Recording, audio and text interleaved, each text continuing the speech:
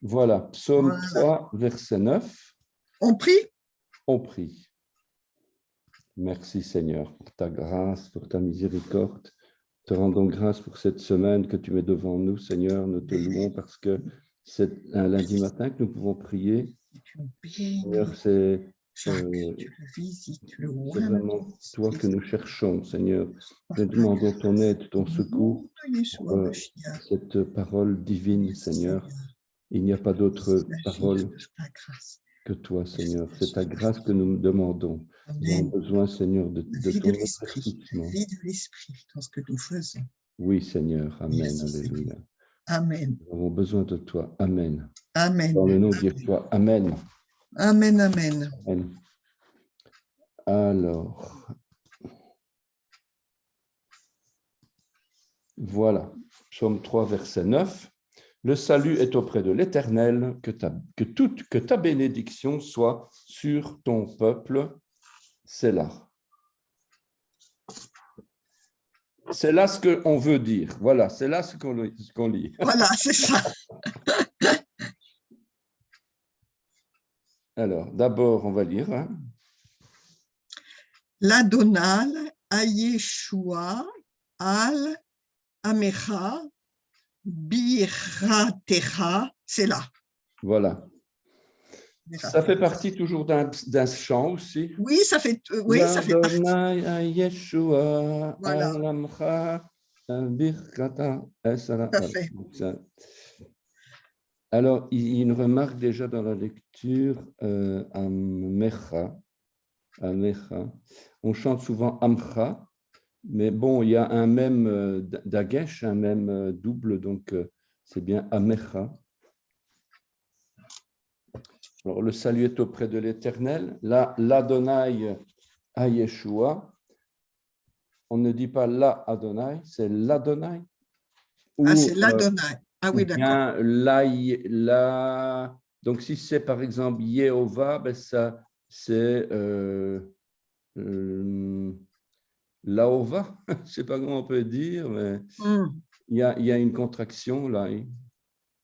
Vers l'Éternel, la délivrance. Vers l'Éternel, la délivrance. En direction de l'Éternel. Ouais. Donc, on va sur le chemin en direction de l'Éternel. Bon, je simplifie évidemment, puisque le Lamed, ce n'est pas uniquement la direction, mais bon, c'est quand même un petit peu ça, quoi. Auprès de, oui, donc voilà. Vers l'Éternel, Yeshua. Et oui, il y a le Yeshua, c'est vrai.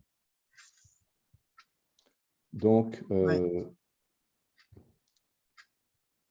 que ta bénédiction soit sur ton peuple, Al-Amecha, au-dessus de ton peuple, au-dessus de ton peuple, ta bénédiction. C'est là. Et c'est là, on va voir que ça veut dire aussi élevez vos yeux et bénissez. Ah oui? Oui, ce n'est pas uniquement pause. D'accord. Il y a quelques petites choses à voir là-dedans. Intéressantes, quoi. Hein. Méditez, hein, et méditez à ce que vous venez de lire. Donc, l'Adonai, donc la préposition lamed indique une direction, vers, auprès, à. Donc, la 12e lettre de l'alphabet, sa valeur numérique 30. Son sens est l'autorité et l'enseignement. La voyelle patach, sous le lamed, signifie qu'il y a un article défini. Ah, d'accord. L'Adonai, donc... il y a eu contraction et le « et » tombe. Le « hé » tombe, voilà. Ah, oui. Et on prononce là. Et on prononce là. Ça, c'est intéressant. D'autres exemples vers l'Éternel. Donc, par exemple, ici, Abdias, donc l'Éternel, Obadiah, à 21, et la royauté appartiendra à l'Éternel, va, donc, Vehayeta, à toi il sera, il appartiendra, l'Adonai, Amelucha. cha.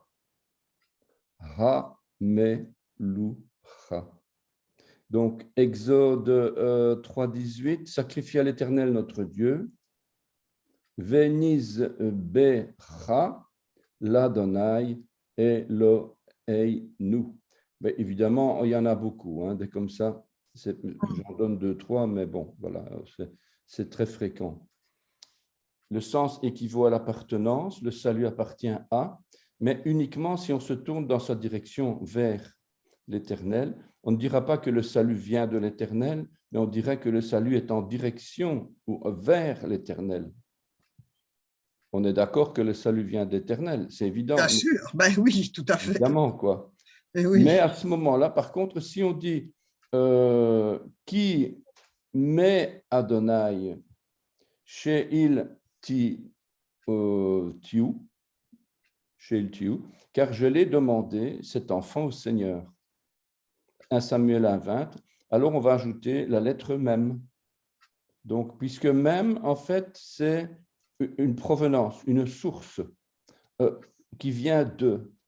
Car qui vient de l'Éternel, chez il tihu, de Shala, Shala, donc Sha'al, pardon, Sha'al, le verbe demander. Sha'al, Shalou, Shalom Yerushalayim, Shalou, demander la paix, prier pour la paix. Donc, Shalou, Shalom Yerushalayim, eh bien ici c'est le verbe Sha'al, mais chez il tihu.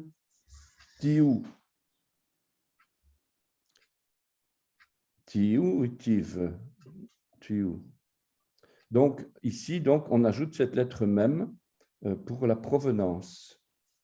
Il y a évidemment une différence entre le même et le lamet. L'article défini ha dans l'Adonai amelucha. La première lettre domine le mot et la phrase. La lettre he au début d'un mot démontre que le mot n'est pas indéfini. Ce mot est clairement identifié. On sait de quoi ou de qui on parle. L'article a un sens d'adjectif démonstratif sans l'être réellement, puisque c'est un article et pas un démonstratif. Mais c'est comme si on insistait, c'est ce Dieu-là et il n'y en a pas d'autre, ou bien ce n'est pas un Dieu quelconque, ce n'est pas une idole. C'est comme si au lieu de dire je mange une pomme, je devrais dire je mange la pomme, cette pomme-ci, c'est comme celle-ci que je veux et ce n'est pas une autre. Oui, c'est ça. Si je ne mets pas d'article, l'objet a moins de valeur, il est indéfini ou sans valeur. La présence de l'article augmente la valeur du mot. La présence du he dans un nom ajoute Dieu au nom et le lance pour le service aussi, comme on avait vu pour Abraham.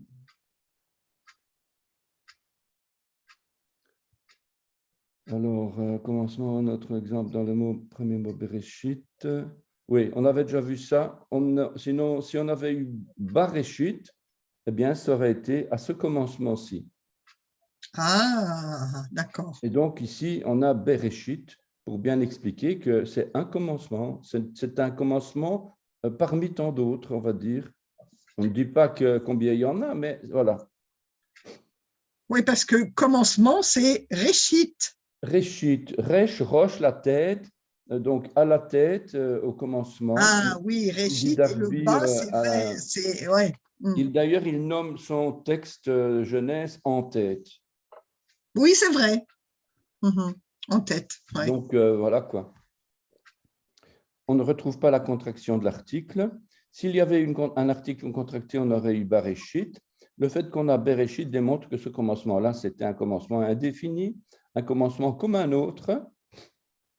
Et en plus, ce n'était donc pas le commencement de la création, c'était un commencement parmi tant d'autres, comme je l'ai dit, et Dieu n'a pas l'air d'insister de trop sur cet événement du commencement. Parce que s'il y avait eu bas, il y aurait eu certainement d'autres textes qui confirmeraient et qui donneraient plus de détails sur ce commencement-là.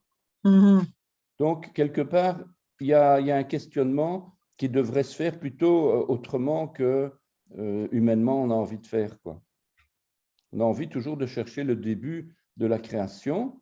Et comme j'expliquais dans mon PowerPoint du début, ce que Dieu veut qu'on cherche, ce n'est pas tellement le début de la création, mais c'est plutôt le début de la parole. Quand est-ce que la parole a commencé, et pas quand est-ce que le monde a commencé, puisque si on creuse un petit peu, on va s'apercevoir que Dieu a créé des hommes dans lesquels il va extraire Adam et Ève. Et pas, il ne va pas créer Adam et Ève, un homme et une femme, et tout le monde descend de Adam et Ève. Il va créer la race adamique. Voilà quoi. Et bon, s'il avait voulu insister sur ce commencement, ben, il aurait expliqué, voilà, j'ai créé des hommes, je vous explique comment je l'ai fait, puis j'ai créé le monde, hein, les nations, et puis je vais en extraire, je vais les séparer de ce monde-là, Adam et Ève, je vais les isoler, je vais en faire mes serviteurs, et voilà. Et puis il va appeler Ha-Adam, ça c'est en Genèse 2, je crois. Ha-Adam, il va l'endormir et il va en extraire à lui aussi une épouse. Ouais. Donc il y a tellement de choses à dire là-dessus que finalement, ça semble pas être de l'intérêt de Dieu qu'on rentre là-dedans. Voilà, je sais pas Oui, comment parce que c'est la première fois que j'entends ça. Oui, parce que Caïn, il s'est marié avec une femme Oui. dont on ne dit rien du tout, et Voilà, elle on ne ne sait peut pas pas d'où elle être sa vient. sœur, c'est impossible. Donc, Ouais. donc on parle bien d'une race adamique, un état charnel, humain, terrestre, et Dieu va isoler dans cette trace-là un homme et une femme, et il va progressivement créer Israël. Et d'ailleurs, au début de la création, on a un saut équidistant des lettres intéressant. Il y a un traité là-dessus d'ailleurs, j'ai essayé de le retrouver, un traité que j'ai diffusé sur le site, Israël Makmash, un truc comme ça, Mamash, Israël Mamash. Et en fait, ça veut dire Israël à un point, c'est tout. Ah, d'accord. Donc, autrement dit, Israël, ce n'est pas uniquement avec Jacob qui est échangé en Israël lors du combat avec l'ange, mais c'est déjà dans Genèse 1, quoi. Donc, déjà dans la pensée de Dieu, il y a Israël. Malheureusement, pour certains chrétiens qui n'aiment pas trop. Ah oui, ça je sais. Oui, oui. Ça ne met pas du tout en question, je vais dire, l'état charnel d'Israël. Bien sûr. Pas du tout. Ça n'a rien à voir. C'est simplement une décision de Dieu qu'il a choisi ce peuple-là et il va commencer une œuvre. Voilà, c'est tout. Voilà. Bereshit, voilà, c'est la même chose. Hein. Donc, Bereshit a un certain commencement, un commencement parmi tant d'autres, à ce deuxième, à ce troisième commencement, peut-être, on ne sait pas. Bereshit, à ce commencement-ci, pas un autre. À cet unique commencement, il n'y en a pas eu d'autre. Bon, je me répète. Je me répète, c'est le début de toute chose, voilà. Mais c'est intéressant ce que vous avez dit parce que ouais, je n'avais jamais entendu ça.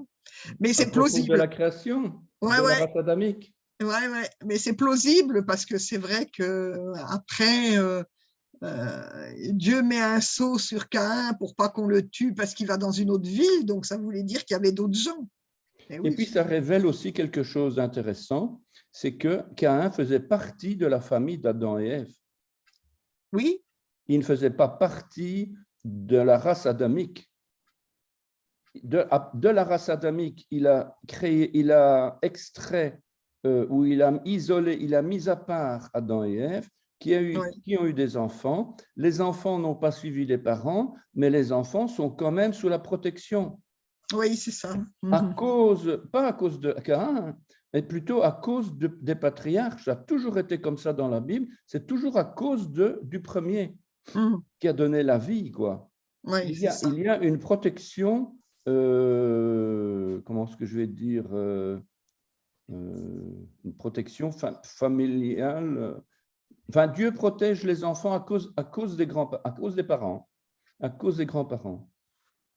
Bien sûr, les enfants doivent faire leur choix, mais il y a une protection quand même, même pour les conjoints. même pour les conjoints, c'est même le Nouveau Testament qui en parle. La femme sanctifie, la Tout à croyante, fait. Ouais. sanctifie son mari incroyant. Donc, quelque part, si c'est vrai pour le mari, c'est vrai pour les enfants aussi, Ah oui. évidemment. Et Caïn avait une protection 7 fois, c'est-à-dire la présence de Dieu. La race adamique, ils n'avaient aucune protection du tout, de rien du tout. Ils n'étaient pas des enfants de Dieu. Point à la ligne, quoi. Déjà là, on montre qu'il faut faire un choix. Ouais. Déjà là. Mais enfin bon, c'est pas le sujet ici, mais quand même, quoi.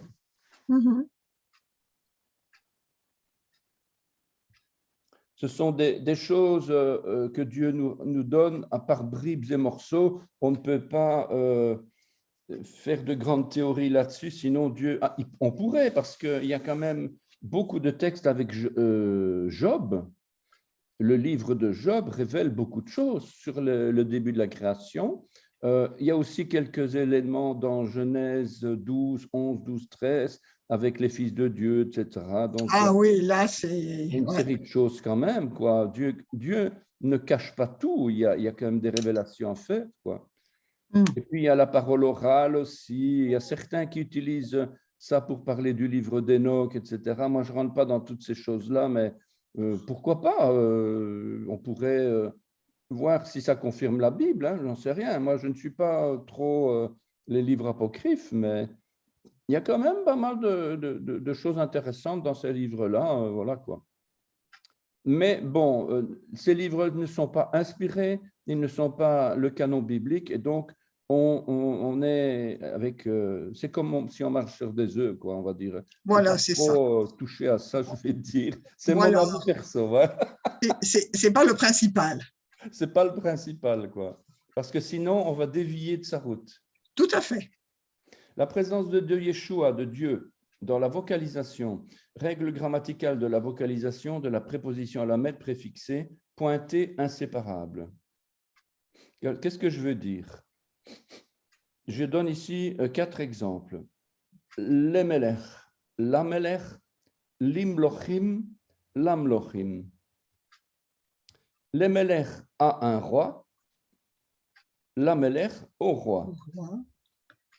Limlochim a des rois, l'amlachim au roi, à ces rois-là. Donc, ça peut être un sheva, ça peut être un sheva transformé en patach, ça peut être un hirik transformé en patach. Voilà, quoi. D'accord. Et oui, et du coup, ça change le... Ah oui, ça change tout. Pas tout, mais oui, beaucoup. Là, c'est la vocalisation avec un sheva, l'amelech, l'emelech. L'amelech, c'est à ce roi, donc les ha-melech. Donc, il y a le lé, le ha et le melech, quoi. Dans l'imlochim, avant un sheva, le lamed prend un hirik. Avant un Il y a un sheva. article caché. Sauf s'il y a un article caché. Et dans l'amlachim, on doit comprendre les ha-melachim. Voilà. C'est des exemples faciles, simples et tout, mais il y a... Oui, mais c'est intéressant. C'est nécessaire de les savoir. C'est nécessaire de savoir ces choses-là. Donc, les, sheva, mais, sheva. Donc, avant, c'est pour ça que je dis avant un sheva, lim, là, c'est les melech en haut. Oui. En dessous, c'est lim. Ah oui, c'est un sheva. C'est un sheva, ça change. Un sheva qui est 100. Donc, avant un sheva qui est 100, le lamed prend un hirik. D'accord.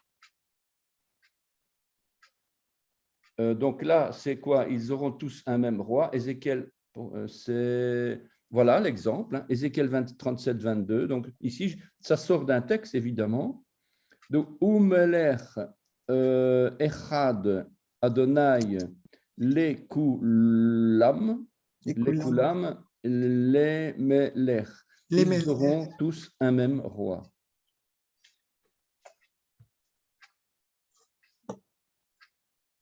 La différence entre les, li et la, c'est que dans la, on perçoit la présence cachée de Dieu, la lettre divine he qui ne se trouve pas dans li ou dans le. Mhm. Voilà. Encore d'autres exemples. Lihuda, à Juda. Avant le yod de Yehuda, avant le yod, le lamed prend un Y. Ce n'est pas les Yehuda ou la Yehuda, non, c'est Lihuda. Excusez-moi. Non, je n'ai pas répondu. Ah, je continue? Oui, j'ai coupé. Donc, avant Yé, puisque Yehuda, je ne l'ai pas indiqué, mais en dessous du Yod, normalement, il y a un Sheva. Mhm. Donc, avant le Yod avec son Sheva, le Lamed va prendre un Irik, mais le Sheva ou le Tséré sous le Yod va tomber. Et donc, c'est pour ça que Lihuda, voilà, c'est Yehuda devient Lihuda. Ah oui, ça donne tout à fait autre chose.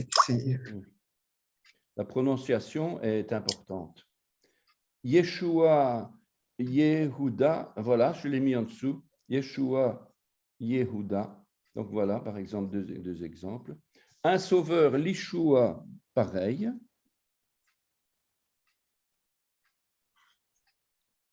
Pourquoi j'ai mis ça?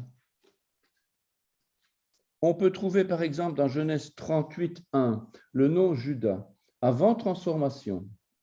Donc, Vayehi, Bahat, Ha-hi, Ahiho, Ahihu, Vayered, Yehuda, Mehet, Echaïv, donc c'est un vav, donc avec un yon, donc Echaïv, Vayet, Ad, Ish, Adulami, Ushmo,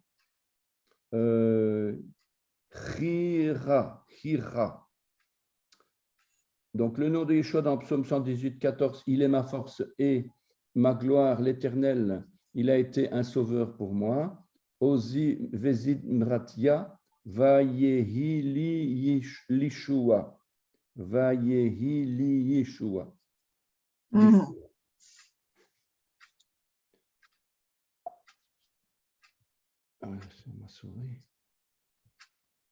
Un signe Sheva ou Shva en combinaison avec les voyelles diacritiques Patach, Segol, Kamatskatan. Patach, c'est la ligne plate, Segol, c'est les 3 points, et Kamatskatan, c'est le O, le Kamatz avec un O. Ah oui, d'accord. Kamatskatan produit un Khataf, un diacritique pour une voyelle, un fugitif ou un furtif. Tenua Atufa, on appelle ça Khatoua. Oh là là, il faut se rappeler de tout ça. Oui, mais non, c'est dans la logique concrète. J'explique les choses ici de manière théorique, mais par après, finalement, on finit par comprendre, quoi, par l'appliquer. Psaume 62, 6, en Dieu seul mets ton attente, ô mon âme, car en lui est mon espoir. Ah, l'Elohim, voilà, l'Elohim, il n'est pas écrit Ah, l'Elohim, Ah on ne oui, prononce pas l'Élohim. l'Elohim, on dit Ah, l'Elohim, Domi, Domi, c'est quoi ici? Je ne vois pas ce que c'est, Domi. Nafshi, Domi Nafshi, qui mimenu tikrati. Voilà. Domi, je ne sais plus, c'est ma tante, c'est ça? Oui. Oui, c'est ça, ça doit être ça. Les voyelles inamovibles, alors on appelle des symboles de vocalisation des nikodotes ou encore des tenuot. Ça, c'est simplement, voilà quoi. C'est-à-dire un mouvement parce que l'on prononce une voyelle, l'air traverse librement la bouche. Les voyelles peuvent être courtes ou longues. En hébreu moderne, la différence de longueur ne joue quasiment plus, mais garde un impact important sur la grammaire. Certaines voyelles longues peuvent être notées avec un yod ou un vav. Ces deux lettres figuraient dans le texte consonantique de la Bible avant le travail des massorètes. Les voyelles peuvent changer quand un mot change de contexte, conjugaison, suffixe, etc. Mais les voyelles dotées de yod ou de vav restent généralement stables à travers les transformations du mot. C'est pourquoi on les nomme, on les appelle, on les classifie comme inamovibles. Alors, j'ai fait une belle théorie, mais est-ce que j'ai donné des exemples? Une erreur courante consiste à penser qu'un yod ou un vav implique une voyelle longue et que leur absence implique une voyelle courte.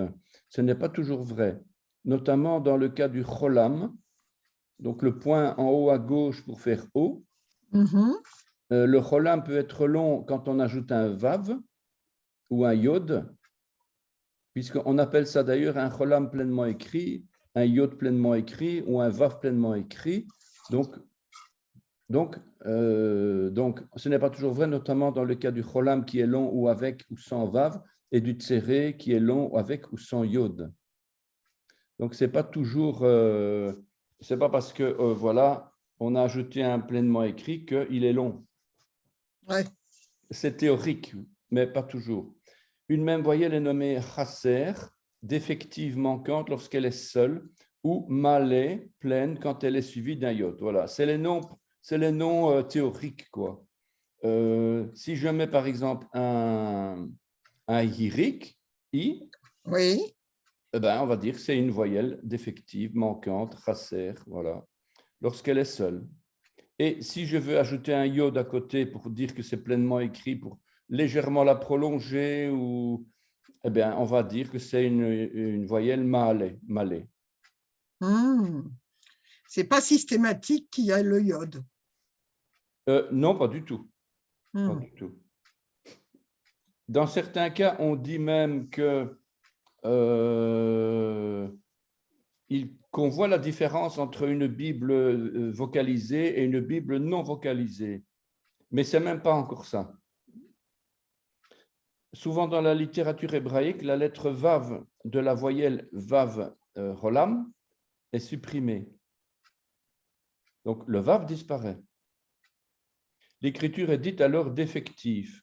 Exemple, non, il y a pas, c'est pas l'exemple, c'est le nom. Ketif Chasser. Comme dans Boker, voilà, Boker Tov. Ou bien dans Tohu Vavohu.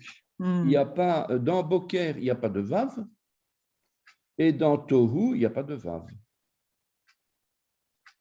C'est simplement le Cholam qui se met sur le Bet dans Boker, et dans Tohu, c'est simplement le Cholam qui se met sur le Tav. Ah oui. Et dans l'autre aussi, Vohu, pareil, Vohu, Vavohu, Tohu, Vavohu. Donc, on n'a pas de Vav entre le Bet, le Vet et le He. Donc, voilà quoi. Et si on l'écrivait avec un vav, ça ferait une faute? Non. Le tohu. C'est pas biblique simplement, mais c'est le Ah, même. d'accord. Et d'ailleurs, si on enlève toutes les voyelles, d'ailleurs, je pense même que si on enlève toutes les voyelles, parce qu'on a une Bible, il faudrait une fois sortir une Bible non vocalisée, c'est pas impossible qu'on ait un vav. Et oui, pour savoir qu'il y a un O. Sinon, on ne sait pas. Pas forcément. C'est c'est la loi orale qui va dire, c'est là, non, c'est O. Ça se prononce to. C'est pas parce qu'on a tav, he, vav qu'on devrait dire, par exemple, taha, tahu, ou un truc comme ça. Oui. La loi orale, donc transmise de bouche à oreille, fait que tout le monde sait que c'est to. Voilà.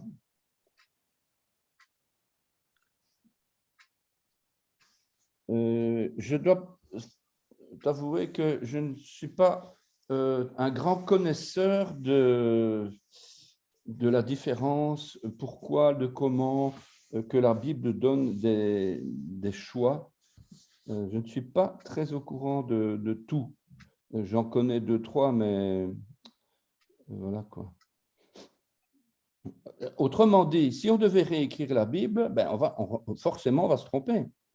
Ah bah oui, bien sûr. Si on devait écrire Tohu Vavohu comme ça, de manière personnelle, directe, écris-moi Tohu Vavohu, eh bien, ça se peut qu'on va mettre un Vav. Ouais.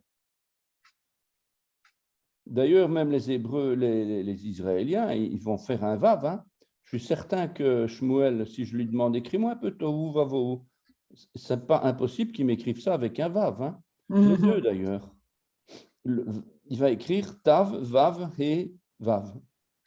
Et puis Vav, Vet, Vav, He, Vav. Impossible. Alors, le salut est auprès de l'Éternel, que ta bénédiction. Alors, Ha Yeshua, le salut. Bon, on connaît tout ça. Hein? Ha Yeshua, nom féminin, secours. Tout à fait. Ça vient de Yasha, Yod Shin Ayin, racine primaire, donc à l'Éternel la délivrance. La délivrance commence par l'article E et se termine par l'article E, par la lettre E. La forme féminine du nom commun, deux vies, une terrestre, une céleste. Petite interprétation, donc Ha Yeshua, donc il y a deux He et Yeshua se trouve entre les deux. Il y a deux vies.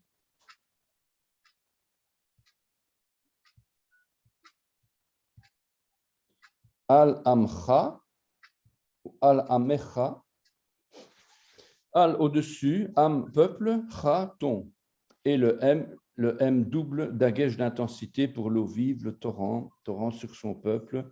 La préposition Al montre une supériorité, une domination. Cela signifie que le salut de Dieu sur la tête du peuple domine sur toute chose. Rien ne peut être au-dessus, rien ne peut annuler ce salut. Alors ici, Amcha, normalement c'est Amecha. Oui, il y a deux M parce qu'il y a un point. Comment vous l'appelez le point? Comment tu l'appelles le point? Un dagesh. Ah, un dagesh. Un dagesh. Dagesh. Le dagesh dédouble la lettre. Oui. L'intensifie, on va dire. Dédouble pour la prononciation et même pour la prononciation, on va dire al-a, amemcha, amemcha. Si on veut prononcer de manière orthodoxe. Parce que c'est un dédoublement, pas seulement d'écrire en français, mais c'est aussi dans la prononciation. Donc, il y a une intensification quelque part, quoi. Évidemment, au niveau prophétique, ça parle aussi, mais bon, voilà. Ça, c'est quelque chose qu'on ajoute en plus ici dans le cours. Mais disons que les Juifs n'ont pas l'habitude d'aller si loin dans le sens prophétique des lettres, parce qu'il est un point, donc ça veut dire qu'il faut insister, etc. Mais voilà. Rappel, Al, donc on connaît, c'est pour ça que j'ai mis en couleur, Al, donc Ol, Oul, donc c'est au-dessus, s'élever, être en hauteur. La préposition au-dessus est donnée d'abord pour montrer la supériorité en domination. C'est pour ça que d'ailleurs le 59-53, oui. Dieu montre joug contrainte. Donc c'est parce qu'il y a une domination en bien ou en mal. Ce n'est pas la question de bien ou du mal, c'est simplement au-dessus, supérieur. Les ennemis qui sont au-dessus, contre, ils attaquent, eh bien on va mettre al.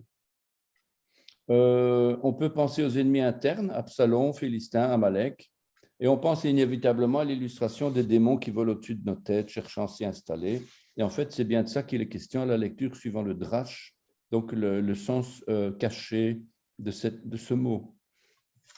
On a la confirmation avec ce petit mot qui sort de la même racine, ol, qui montre joug, contrainte, domination. Voilà. Donc, c'est bien dans cette direction qu'on peut aller, quoi. Oui. Parce qu'on pourrait dire, ouais, mais bon, être au-dessus et dominer, ça n'a rien à voir, etc.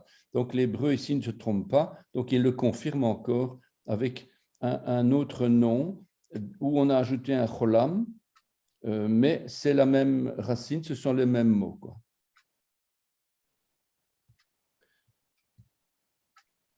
Alors, birchatecha, Al-amcha birchatecha sela, Al-amcha birchatecha sela, au-dessus de ton peuple ta bénédiction, ta prospérité, ta louange de Dieu. On a vu que le salut était acquis en direction de Dieu. Ici, la bénédiction s'acquiert au-dessus de nos têtes. C'est quand même intéressant de voir ces petites nuances, pas des nuances de taille, mais quand même des nuances qui révèlent des choses intéressantes. Birchatecha, ça vient donc de la beraka, hein, comme on dit, le barach, beraka. Oui, la beraka. Ah, tiens, je n'avais pas La pensé à ça. beraka, comme on dit, c'est la bénédiction. C'est lié au genou, à bénir, être à genoux, la bénédiction. Alors, Félicité. voilà. Alors, il y a 6 parties là-dedans. Il y a les bénédictions, les paroles de bénédiction, les bienfaits, les faveurs, l'objet de bénédiction. Il y a la source de bénédiction. Il y a la prospérité. Il y a la louange de Dieu. Il y a un don et un présent. Et il y a le traité de paix. Donc, ça, en fonction des textes, je n'ai pas mis les occurrences, mais en fonction des textes, c'est ce qu'on retrouve en fait. Donc, voilà. Et bénir, c'est lié au fait d'être à genoux, de s'agenouiller. Autrement dit, quand on bénit, ben, on s'agenouille. Quand on s'agenouille, on bénit Dieu. Mhm. On se courbe devant lui, on s'humilie devant lui. Donc, il y a ce phénomène de se mettre, de s'humilier, de s'incliner, de se prosterner devant l'Éternel pour le bénir et pour être béni, quoi. Alors, bénir, on ne peut pas bénir Dieu, c'est impossible. Donc, d'ailleurs, je pense, je ne sais pas si j'ai mis des exemples, mais les textes disent plutôt « Tu es béni, Seigneur ». Ce n'est pas « Je te bénis ». On ne sait pas bénir Dieu. Ah, Par contre, on dit « Il est béni ». Et alors, lui, il peut nous bénir. Mais nous, on ne peut pas bénir Dieu. C'est impossible, quoi. Bénir, on dit en français, bénir, ça veut dire faire du bien. oui. Dire du bien, oui et non. Oui et non. Bien sûr, ici, on a salué, félicité, maudire, offenser. Donc, c'est effectivement dire quelque chose de quelqu'un, c'est sûr. Mais voilà, quoi. Je ne sais pas si j'ai autre chose là-dessus. Alors, dans l'Adonai HaYeshua, l'Ishua, le salut s'acquiert grâce à la lettre Lamed par une forme de mouvement en direction de l'Éternel. On peut y voir un salut réellement effectif lorsque nous serons arrivés au bout de la course. Si on arrête notre course, on perd le salut. Ce n'est pas pareil pour la bénédiction, car celle-ci ne s'obtient pas par un mouvement en direction de Dieu, mais elle se place au-dessus de nos têtes, comme une forme de possession, de puissance et de pouvoir. Bien sûr, quand on dit « si on arrête notre course, on perd le salut », bon, je mets un bémol évidemment sur cette phrase. Je ne suis pas certain qu'on perd son salut parce qu'on arrête la course. On perd son salut quand on se prend pour Dieu, quand on prend la place de Dieu et qu'on pêche contre le Saint-Esprit. Ça, c'est perdre le salut, ça oui, mais si on arrête notre course, non, non. Mais l'hébreu montre quand même que il faut aller jusqu'au bout, quoi.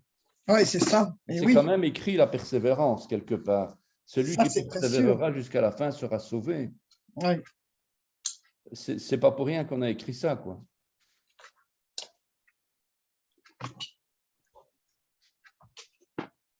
La bénédiction comme réservoir, ça c'est vraiment utile de savoir que la bénédiction divine ne peut être donnée qu'à celui qui est comme un réservoir prêt à recevoir l'eau de pluie. Quand on voit le mot berecha avec un hé, c'est un nom féminin qui veut dire un étang, un réservoir, une mare, un réservoir à poissons, une piscine. Voilà une bénédiction, une berecha. C'est en Belgique? Non, c'est en Israël. Hein. Ah, d'accord. C'est en Israël. Hein. Ils en ont fait une bonne centaine de ces étangs-là, donc des réservoirs à eau pour le pays. Donc ça, c'est vraiment la marque la signature de Dieu sur Israël. Et ça vient vraiment, c'est typiquement Israël, ça. Retrouver des étangs énormes, des étangs artificiels où on accumule l'eau et on l'utilise pour la verdure. Donc, on a besoin de l'eau, voilà. Donc, les arbres ont été rechercher l'eau, on va dire.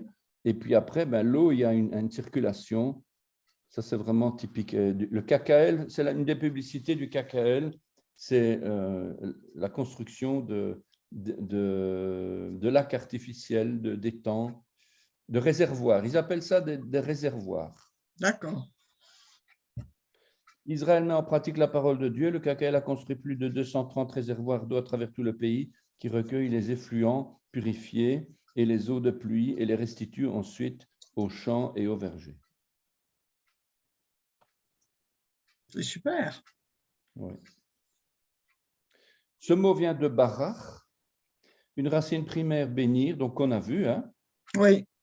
Et cette bénédiction ne peut s'accorder que dans les conditions où l'on a plié les genoux. La bénédiction à genoux ne s'obtient jamais dans la fierté, mais plutôt dans la faiblesse. Nahum 2:10, 2:11 suivant la version, on pille, on dévaste, on ravage, et les cœurs sont abattus, les genoux chancellent, tous les reins souffrent, tous les visages pâlissent. Cette racine berer vient de barach, genou, agenouillé, faible par la crainte. Voilà. Donc, tout se confirme et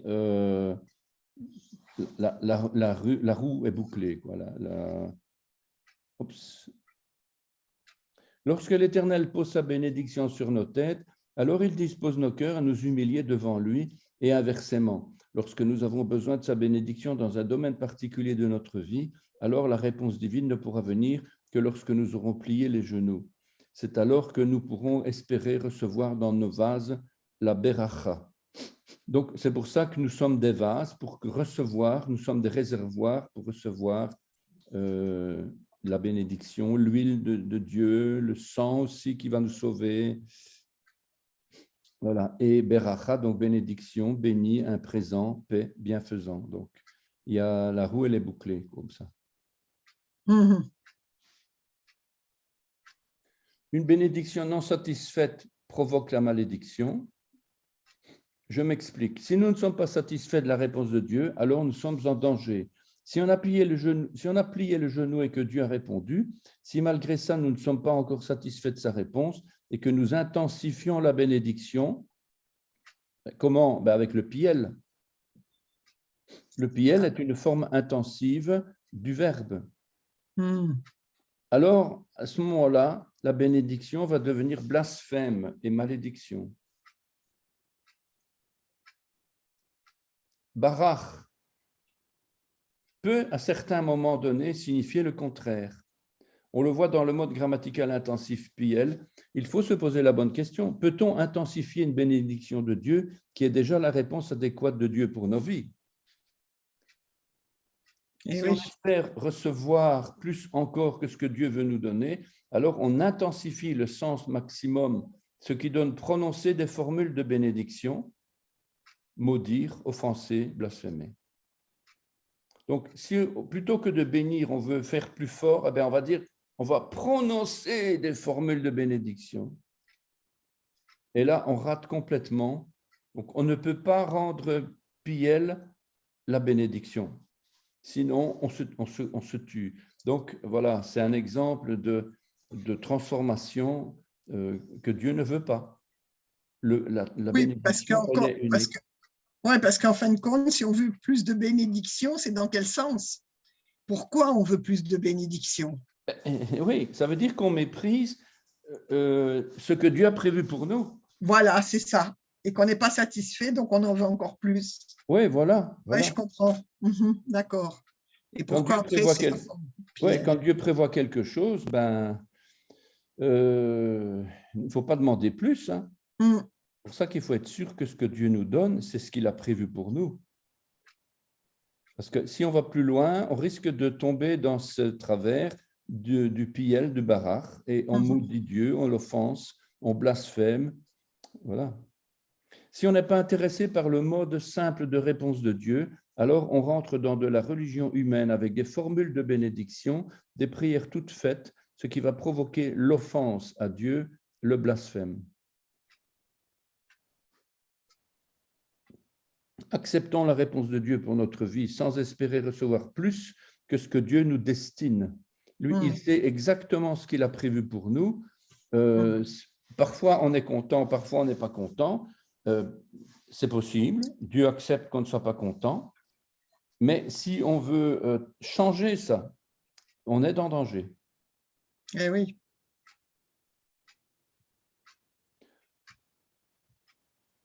C'est là, Là. donc c'est la fin de ce verset. C'est Mm. là vient de donc 55-42 vient de 55-41, pause, élevé, exalté. Une petite seconde.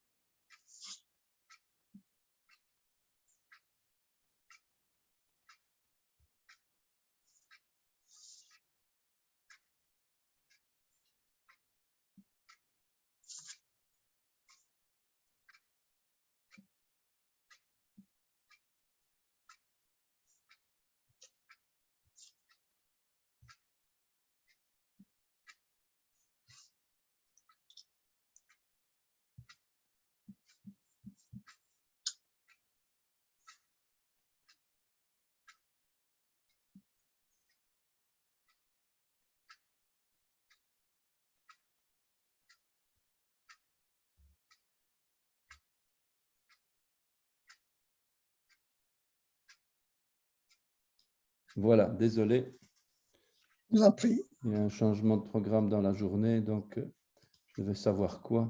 Voilà, donc c'est là, je crois que j'ai bougé trop vite. Voilà, on en était là.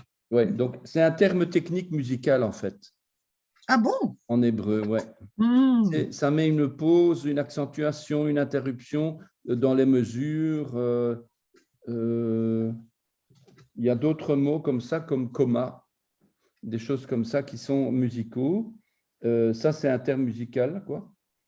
D'accord. Donc, ça met une pause.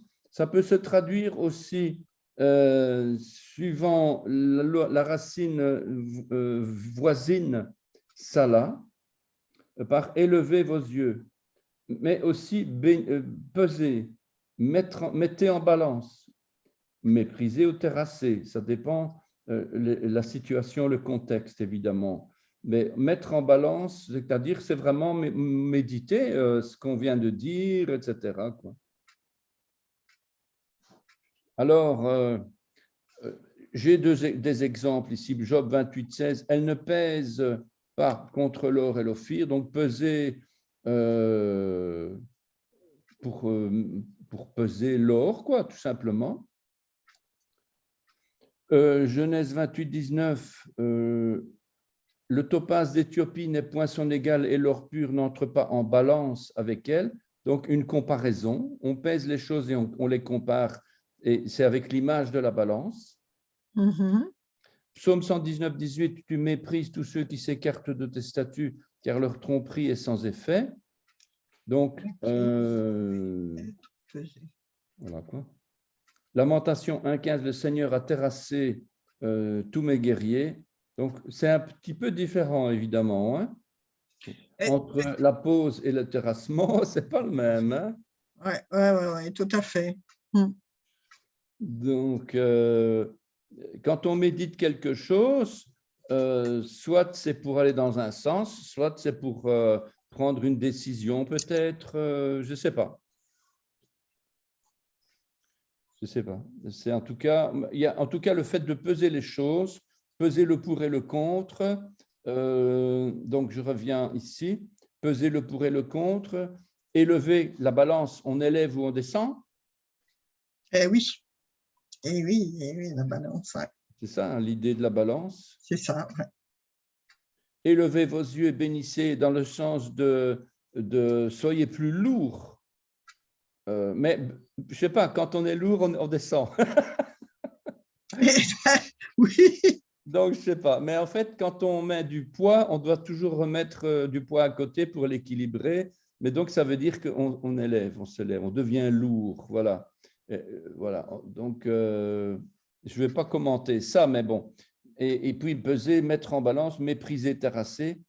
Ça, c'est un petit peu… Il faudrait voir le mot mépriser. Bon, maintenant, est-ce qu'il y a une erreur dans Strong ou pas? Je ne sais pas. Parce que ça ne semble pas correspondre. Il faudrait voir les textes dans lesquels on va retrouver le mot mépriser, comme par exemple Psaume 119, 18. Tu méprises tous ceux qui s'écartent. En fait, tu mets en balance.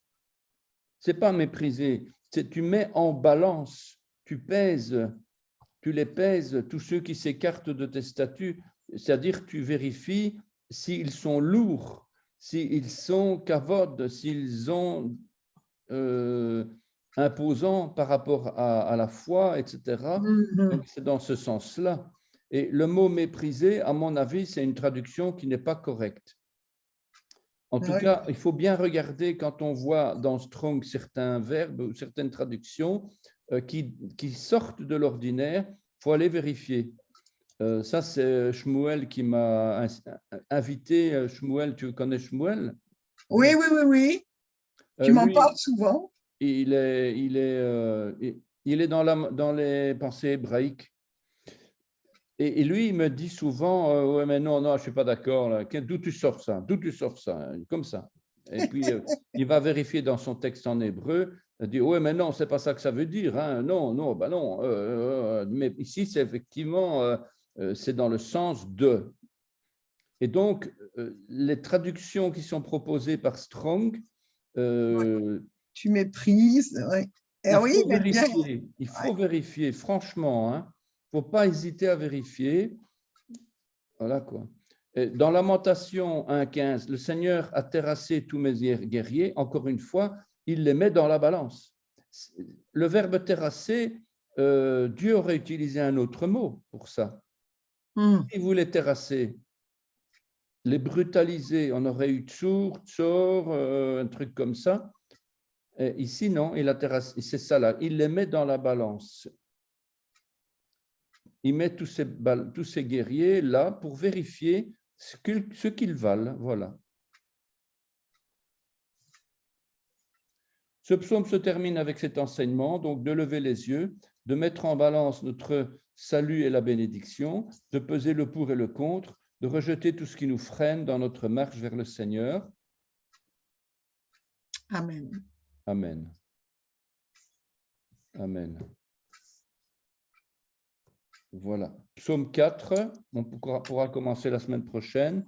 Oui. Mais voilà, donc on va parler ici des instruments à cordes, de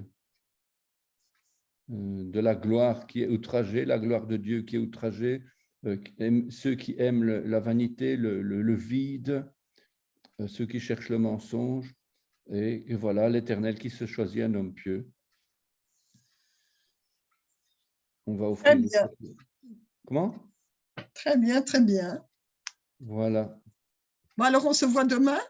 Alors, demain, je vais essayer, pas Zoom, l'autre système. Il faudrait quand même que je l'utilise parce que je paye pour. mais ça ne change rien. C'est un même système de classe virtuelle. C'est exactement pareil, quoi. Donc, tu m'envoies le lien qui va avec ou il Alors, y est normalement, tu ne l'as pas reçu, hein?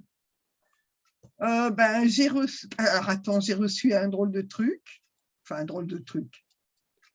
Je m'entends. Je me demande si le lien ne va pas être envoyé quand je vais démarrer la réunion. Ah, d'accord. Ben, je ferai attention, hein, parce que ce matin, j'ai reçu un autre lien, je n'ai pas bien compris, et ça m'a mis sur la classe virtuelle. Oui, c'est ça, c'est ça. Mais il n'y avait rien.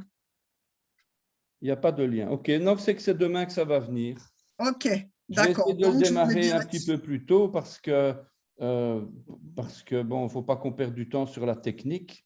Mais j'ai téléchargé le document, je l'ai imprimé, comme ça sera plus facile pour que je puisse suivre et voilà. travailler dessus. On va aller lentement, on va pas. Voilà. Maintenant, voilà, si tu connais déjà des choses, dis-le moi, comme ça on ne perd pas son temps. D'accord. Mais sinon, voilà, c'est déjà une espèce de résumé d'aide-mémoire de l'ensemble du cours. Mais bon, il y a le cours aussi, hein. Le cours en bien ligne, sûr. il est là, quoi, hein, avec Oui. des exercices et tout, quoi. Mais donc ici, il y a plusieurs choses intéressantes. On va avancer petit à petit, on va pas se bousculer. Voilà, on se fait déjà parfois une tête ainsi. Donc, en tout cas, bonne journée. Merci, toi aussi. Et puis à demain alors. Alors, j'enregistre toutes les vidéos, je le fais maintenant et j'envoie à tout le monde tout ce que je dois faire encore. Comme ça, c'est toi qui vas les recevoir. Merci beaucoup. Bonne journée, Sois bonne béni, semaine. Jacques. Merci, bonne journée. Au revoir. Au revoir.